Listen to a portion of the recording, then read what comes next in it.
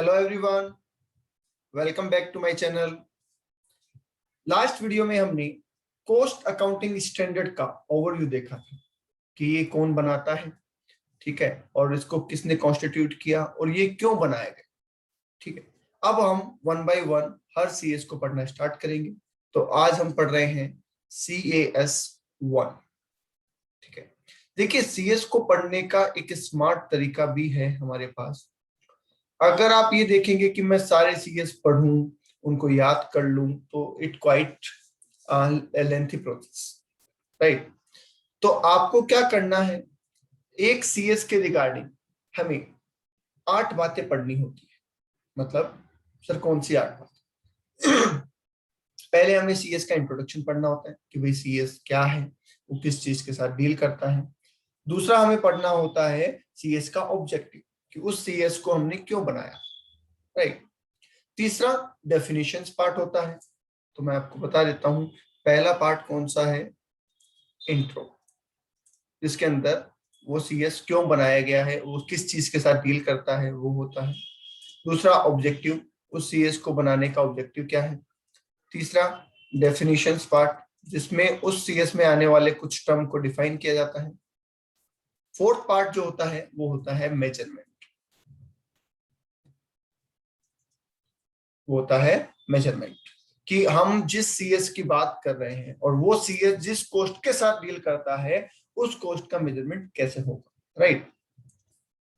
Next part होता है assignment. Assignment के अंदर जो कोस्ट हमने मेजर की है फोर्थ पॉइंट में, उसको किस प्रोडक्ट पे एलोकेट किया जाएगा और कैसे एलोकेट किया जाएगा, उसकी बात की गई है, ठीक है। फिर आ जाते हैं 6 पॉइंट के ऊपर। 6 पॉइंट जो बनाया गया है दैट इज फॉर प्रेजेंटेशन, कि हमने जो कॉस्ट कैलकुलेट की है या हमने सीएस के बारे में, सीएस के अंदर जिस बारे में बातें की है, उसको कॉस्ट रिकॉर्ड बनाते टाइम पे कैसे प्रेजेंट किया जाएगा, राइट। 7 इज फॉर डिस्क्लोजर, कि अगर इस सीएस को फॉलो करते टाइम पे आपने कुछ पॉलिसी चेंज की है या ड्यूरिंग द ईयर कुछ भी आपने चेंज किया है जिसका इम्पैक्ट रिकॉर्ड्स पे आ रहा है, तो उसको यहाँ पे डिस्क्लोज करना होता है। और 8th पार्ट होता है एप्लीकेबिलिटी। ये पार्ट सब में नहीं मिलेगा आपको, कुछ सीएस में मिलेगा, क्योंकि हो सकता है कुछ सीएस बाद में एप्लीकेबल हुए हों, तो उनमें ये पार्ट डालने की जरूरत पड़ी, राइट। ओके, अब सर इतनी सारी बातें हर सीएस में हम पढ़ेंगे कैसे? तो उसके लिए मैं आपको कुछ बता देता हूं। पहला पॉइंट देखिए, इंट्रोडक्शन होता है। इंट्रोडक्शन के अंदर आप एक बात हमेशा ध्यान रखिए, कुछ भी नहीं होगा, सिर्फ सीएस का नाम होगा। हालांकि उसको एक लैंग्वेज बनाई जाती है, कैसे कि this standard deal with this, standard का नाम आ जाएगा। जैसे हमारे सामने पहला स्टैंडर्ड है, तो क्या लिखा है, the standard deal with classification of cost. ये इसका पहला पार्ट है जिसको हम इंट्रो बोल रहे हैं, राइट। तो जब दूसरा आएगा तो क्या बोलेंगे, this standard is deals with capacity determination. तो सिर्फ सीएस का नाम अगर आप याद कर लेते हैं, तो इंट्रोडक्शन में आपको सिर्फ इतना लिखना है कि this standard deal with particular cost, right. Okay, objective, कि सारे ऑब्जेक्टिव, जहां सारे सीएस जितने भी बनाए गए हैं, उन सबको बनाने का एक कॉमन ऑब्जेक्टिव है। और ये मैंने आपको लास्ट वीडियो में बताया भी था, फिर बता देता हूं, यूनिफॉर्मिटी एंड कंसिस्टेंसी। ये सारे सीएस इसलिए बनाए गए हैं कि आप जब कॉस्ट रिकॉर्ड्स बना रहे हो, तो सभी के cost record all over India में अगर हम बात करें, तो सभी के कॉस्ट रिकॉर्ड सेम हो और उनको आपस में कंपेयर किया जा सके या उनको आपस में आराम से समझा जा सके, ठीक है। इसलिए उनमें एक समानता लाने के लिए उनको क्या बोल रहे हैं हम, उसका ऑब्जेक्टिव क्या था, यूनिफॉर्मिटी एंड कंसिस्टेंसी। उसके लिए कॉस्ट अकाउंटिंग स्टैंडर्ड्स बनाए गए हैं। तो ऑब्जेक्टिव में आपको एक ही बात याद रखनी है कि it's for uniformity and consistency. तो ये हमारा सेकंड पॉइंट हो गया। तो इसका मतलब अगर आपने ये लॉजिक समझ लिया, तो ये 2 पॉइंट आपको किसी भी सीएस में अलग से नहीं पढ़ने पड़ेंगे, राइट, ठीक है। तीसरा पॉइंट आता है डेफिनेशंस। इसमें बहुत सारी डेफिनेशंस को क्या किया गया है, एक्सप्लेन किया गया है सीएस में। पर हमने क्या किया, जो डेफिनेशन रेपिटेटिव थी, जो इसमें भी आ रही है, अगले स्टैंडर्ड में भी आ रही है, उसमें भी आ रही है, तो जब वो डेफिनेशन फर्स्ट टाइम पूछी गई, वहां तो हमने इसको रखा है हमारे नोट्स में और बाकी से हमने हटा दिया है ताकि एक ही चीज आपको मल्टीपल टाइम ना पढ़नी पड़े। तो ये आपको पढ़ना है, ये हर सीएस में अलग होगा, तो इसलिए आपको इसको जरूर पढ़ना है। ठीक है। मेजरमेंट के भी कुछ बेसिक रूल है। अगर कोई अकाउंटिंग स्टैंडर्ड किसी पर्टिकुलर कोस्ट से डील करता है तो मेजरमेंट पार्ट जो है वो बड़ा होगा, और अगर कोई किसी और चीज से या किसी और टर्म से डील करता है तो मेजरमेंट का पार्ट छोटा रहेगा, राइट। इसमें भी मैं एक छोटा सा पॉइंट आपको बता देता हूँ, वैसे तो हम आगे इसकी डिटेल में चर्चा करेंगे। देखिए, किसी भी कॉस्ट का मेजर कर रहे हैं तो इसका मतलब उसमें जितना भी रिसोर्सेज लगा होगा वो उसकी कॉस्ट है, यस। पर जनरली किसी भी काम को करने के हमारे पास दो तरीके होते हैं। पहला तरीका इसमें क्या होता है कि उस काम को हम इन हाउस करें, खुद करें, और जब हम खुद करेंगे तो क्या बहुत सारी कॉस्ट लगेगी?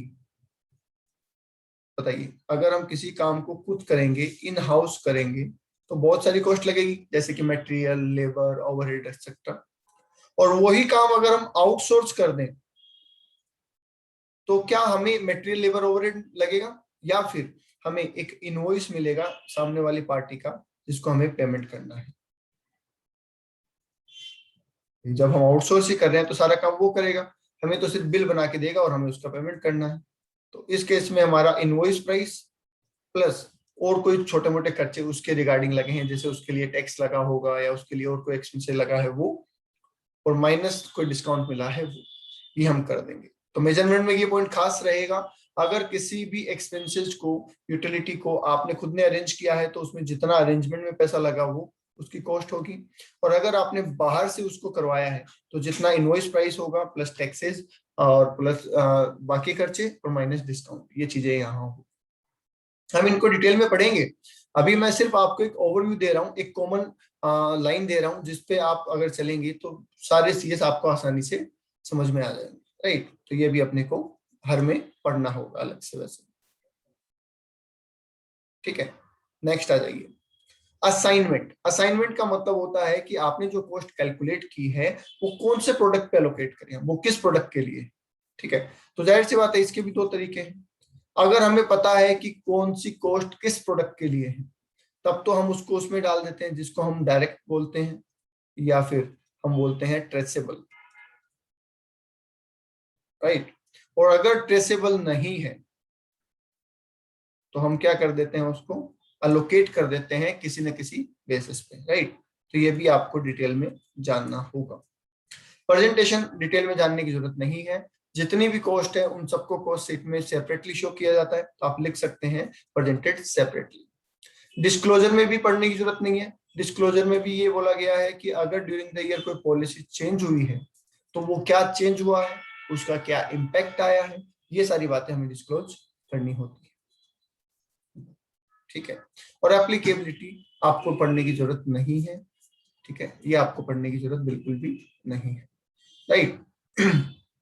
ओके, तो अगर आप इन शॉर्ट देखेंगे तो इसका मतलब जितने भी सीएस पढ़ेंगे, कितने सीएस है टोटल, 24 सीएस है टोटल हमारे पास। तो जब आप 24 सीएस पढ़ेंगे टोटल, तो आपको फोकस किस पे करना है, डेफिनेशन पे, मेजरमेंट पे और असाइनमेंट, ठीक है। बाकी सारी चीजें ऑलमोस्ट कॉमन रहेगी, आप एक बार रीड कर सकते हैं, अलग से इनको ट्रीट करने की कोई जरूरत आपको नहीं होगी, राइट। ये होगा स्मार्ट तरीका जिससे हमारा टाइम भी बचेगा और हमारे समझने में भी आसानी रहेगी, ओके। चलिए, तो आज हम पढ़ेंगे CAS1 which deals with classification of cost, ठीक है। जैसा आपको पता है कि जब हम किसी बिजनेस में एंगेज होते हैं, मैन्युफैक्चरिंग एक्टिविटी में एंगेज होते हैं, या प्रोडक्शन ऑफ प्रोवाइडिंग सर्विस में एंगेज होते हैं, एट दैट टाइम हमारी बहुत टाइप की कॉस्ट इंकर होती है। अब उन कॉस्ट का डिफरेंट डिफरेंट बेसिस पे हम क्लासिफिकेशन भी करते हैं, ठीक है। तो जैसे फॉर एग्जांपल, कोई कॉस्ट ऐसी है जो वेरिएबल है, कोई कॉस्ट ऐसी है जो फिक्स है, कोई कॉस्ट ऐसी है जो सेमी वेरिएबल है। तो ये हमारा एक क्लासिफिकेशन हो गया ऑन बिहेवियर बेसिस, कि जो बिहेव करती है चेंज होने वाला वो वेरिएबल है, जो बिहेव करती है रिजिड फिक्स है वो फिक्स्ड है, जो कुछ हद तक चेंज होती है कुछ हद तक फिक्स रहती है वो हम सेमी वेरिएबल बोल देते हैं, राइट। तो ये बिहेवियर के हिसाब से क्लासिफिकेशन है।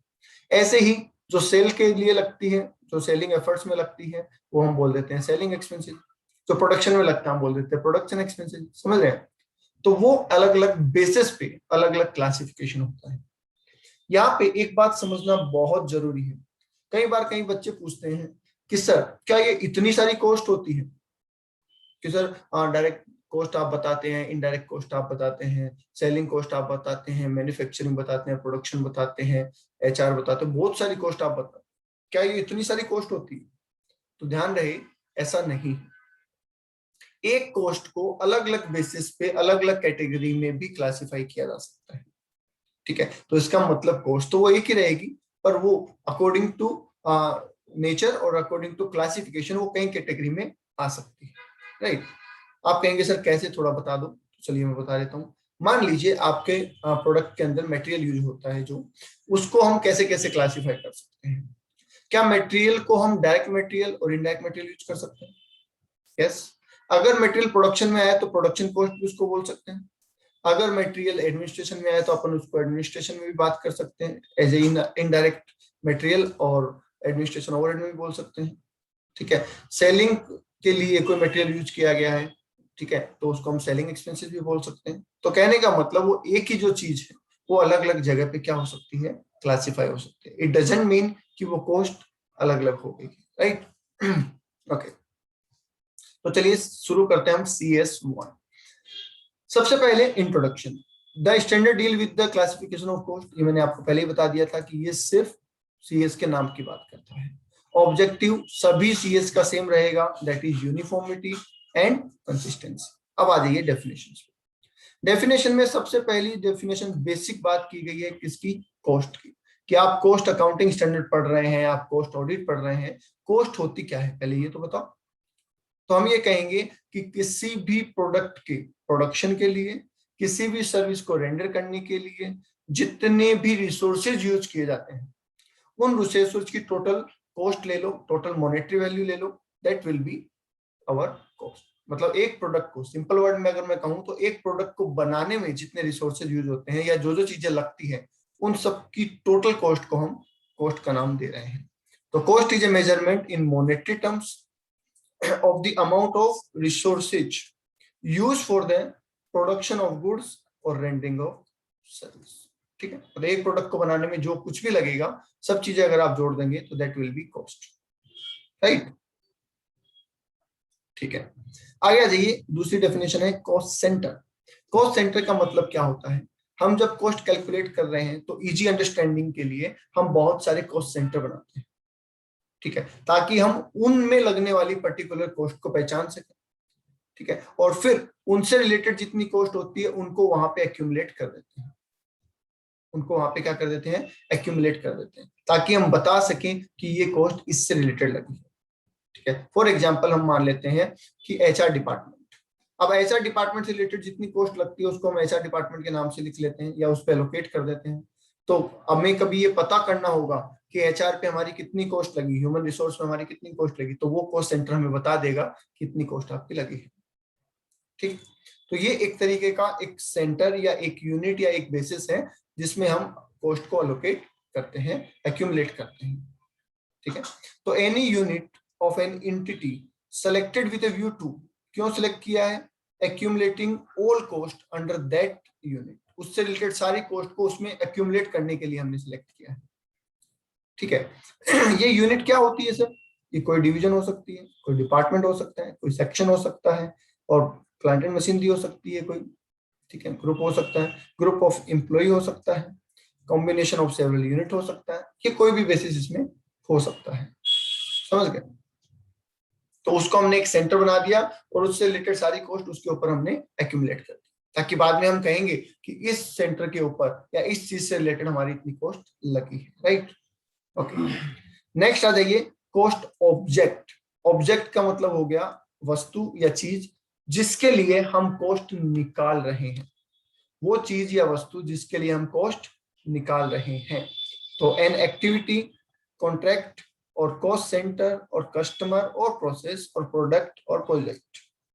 ठीक है, और any other object for which, काम की बात यहाँ पे for which cost are ascertain. हम जिस चीज के लिए भी कॉस्ट निकाल रहे हैं वो हमारा कॉस्ट ऑब्जेक्ट है। हम जिस चीज के लिए भी कॉस्ट निकाल रहे हैं वो क्या है, हमारा कॉस्ट ऑब्जेक्ट है। मतलब हम किसी कॉन्ट्रैक्ट की कॉस्ट निकाल रहे हैं तो हमारा कॉस्ट ऑब्जेक्ट क्या है, वो कॉन्ट्रैक्ट है, उससे रिलेटेड कॉस्ट निकालेंगे हम। ठीक है, किसी प्रोसेस के लिए निकाल रहे हैं तो वो प्रोसेस हमारा कॉस्ट ऑब्जेक्ट है, किसी प्रोडक्ट के लिए निकाल रहे हैं तो वो प्रोडक्ट हमारा कॉस्ट ऑब्जेक्ट है, किसी सर्विस के लिए निकाल रहे हैं तो वो सर्विस हमारी कॉस्ट ऑब्जेक्ट है। मतलब जिस चीज के लिए हम कॉस्ट कैलकुलेट कर रहे हैं that is our cost object, right. चलिए नेक्स्ट डेफिनेशन पे आ जाते हैं। आई होप यहां तक क्लियर होगा आपको। नेक्स्ट डेफिनेशन कह रहा है कॉस्ट यूनिट। कॉस्ट यूनिट का मतलब क्या है? देखिए कॉस्ट यूनिट का मतलब है कि मेजरमेंट करने का आधार, फाउंडेशन या बेसिस। हम जब कोई कॉस्ट कैलकुलेट करते हैं तो किसी न किसी बेसिस पे करते हैं ना, जैसे पर केजी, पर लीटर, ठीक है। होटल में बात करें तो पर नाइट, ठीक है।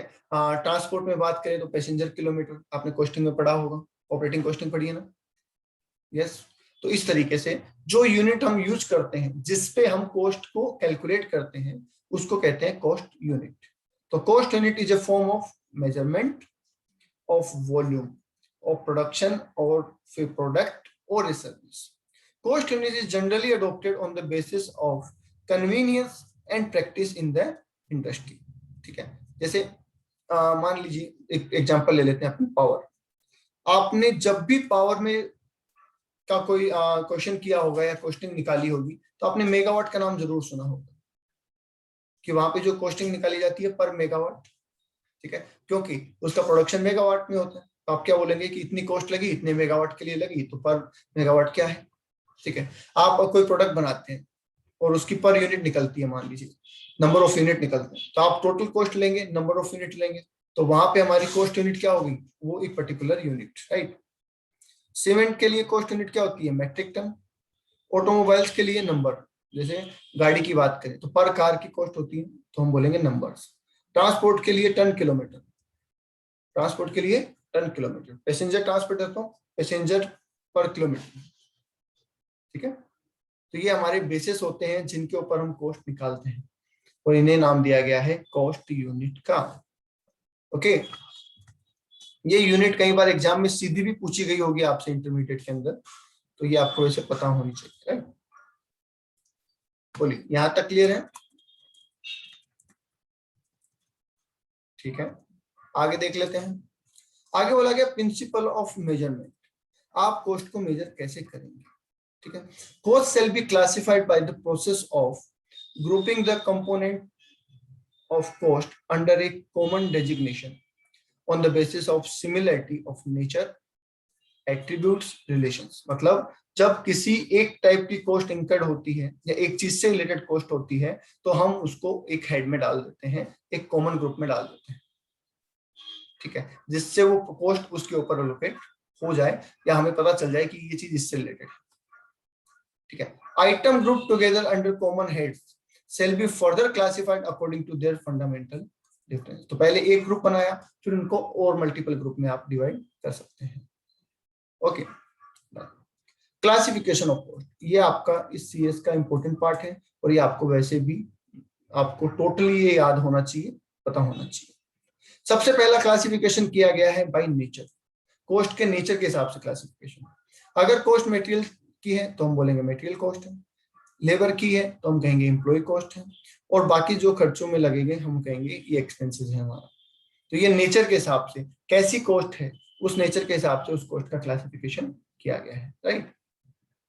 फिर ट्रेसेबिलिटी में आपको पता है कौन सी कॉस्ट आपने किस प्रोडक्ट के लिए की है, तब तो वो क्या हो जाती है, डायरेक्ट कॉस्ट। और अगर एक कॉस्ट मल्टीपल प्रोडक्ट के लिए की गई है जो डायरेक्टली किसी पर्टिकुलर प्रोडक्ट के लिए नहीं है तो उसे हम क्या नाम दे देते हैं, इनडायरेक्ट कॉस्ट। अब ये इनडायरेक्ट मटेरियल हो सकता है, इनडायरेक्ट लेबर हो सकता है, ठीक है, डायरेक्ट मटेरियल हो सकता है, डायरेक्ट लेबर हो सकता है, वो फिर फर्दर सब पार्ट्स हो जाएंगे। ट्रेसेबिलिटी के हिसाब से दो ही बेसिस हैं, ट्रेसेबल है तो डायरेक्ट और ट्रेसेबल नहीं है तो इनडायरेक्ट, राइट। चलिए फिर आ जाइए फंक्शन के हिसाब से। फंक्शन मतलब काम, किस काम में लगी कॉस्ट, प्रोडक्शन में लगी तो प्रोडक्शन कॉस्ट, एडमिनिस्ट्रेशन में लगी तो एडमिनिस्ट्रेशन कॉस्ट, सेलिंग में लगी तो सेलिंग, डिस्ट्रीब्यूशन में लगी तो डिस्ट्रीब्यूशन, रिसर्च में लगी तो रिसर्च और डेवलपमेंट में डेवलपमेंट। तो देख रहे हैं आप, फंक्शन का मतलब होता है काम, और काम के हिसाब से कॉस्ट का नाम हो जाता है। तो जिस काम में कॉस्ट लगी है उस कॉस्ट का वही नाम हो जाएगा, राइट। ओके, अब आ जाइए बिहेवियर के हिसाब से। ये अच्छा इंपॉर्टेंट पॉइंट होता है, मैंने आपको अभी पहले भी बताया इसके बारे में, कि अगर आपकी कॉस्ट बिहेव कर रही है कैसा, चेंज होने वाला, कि हर यूनिट के साथ वो बदल रही है, ठीक है, तो आप उसे वेरिएबल कॉस्ट कहेंगे। ठीक है, मतलब यूनिट डबल तो कॉस्ट भी डबल, यूनिट हाफ तो कॉस्ट भी हाफ, तो वो आपकी वेरिएबल कॉस्ट है। फिक्स कॉस्ट जो कि फिक्स रहेगी, चाहे यूनिट कितनी भी हो, respective of change in cost, change in units, तो वो फिक्स कॉस्ट हो जाती है। और सेमी वेरिएबल कॉस्ट जो कुछ हद तक तो सेम रहती है, बाद में चेंज हो जाती है, ठीक है, या उसमें से कुछ पार्ट फिक्स है और कुछ पार्ट वेरिएबल, तो उसे हम सेमी वेरिएबल कॉस्ट के नाम से जानते हैं। ठीक है, last one is nature of production. किस तरीके का हम प्रोडक्शन कर रहे हैं, हमारा प्रोडक्शन करने का तरीका क्या है। बेच कॉस्ट मतलब हम बेच में मैन्युफैक्चरिंग करते हैं, पहले एक बेच बनता है, फिर दूसरा बेच बनता है, फिर तीसरा बेच बनता है। तो इन दैट केस एक बेच की जो कॉस्ट होगी उसे हम बेच कॉस्ट कहेंगे, फिर दूसरे बेच की कॉस्ट होगी। तो मतलब यहाँ पे जो काम लिया जा रहा है प्रोडक्शन का यूनिट, वो बेच को लिया जा रहा है। प्रोसेस कॉस्ट जो पर्टिकुलर प्रोसेस के ऊपर P1 P2 P3 हमने ऐसा पढ़ा है, तो P1 पे जो कॉस्ट लगी है वो पहली प्रोसेस की कॉस्ट, दूसरा दूसरी प्रोसेस की कॉस्ट, ऐसे अलग अलग प्रोसेस के ऊपर हो सकती है। जैसे टेक्सटाइल में अगर हम बात करें तो ड्राइंग अपन ने पढ़ा था, याद है, वेस्ट मल्टीप्लायर में ड्राइंग प्रोसेस है, रिंग फ्रेम प्रोसेस है, तो उनकी कॉस्ट जो होती है वो process cost. Operation cost, contract cost, joint cost, ये कई और बेसिस हो सकते हैं according to nature of production, हम कैसे प्रोडक्शन कर रहे हैं उसके हिसाब से। हम जॉइंट प्रोडक्ट बना रहे हैं, ठीक है, तो उसमें लगेगी वो कॉस्ट कौन सी, जॉइंट कॉस्ट है। ठीक है, आई होप यहां तक क्लियर होगा आपके। चलिए आगे देख लेते हैं। आगे प्रेजेंटेशन की बातें की गई है, क्या बोला गया है, cost element is a cost statement shall be presented with suitable cost statement। ठीक है, हम जो कॉस्ट स्टेटमेंट बनाएंगे उसमें एलिमेंट वाइज कॉस्ट को क्या कर देंगे, प्रेजेंट कर देंगे। ठीक है,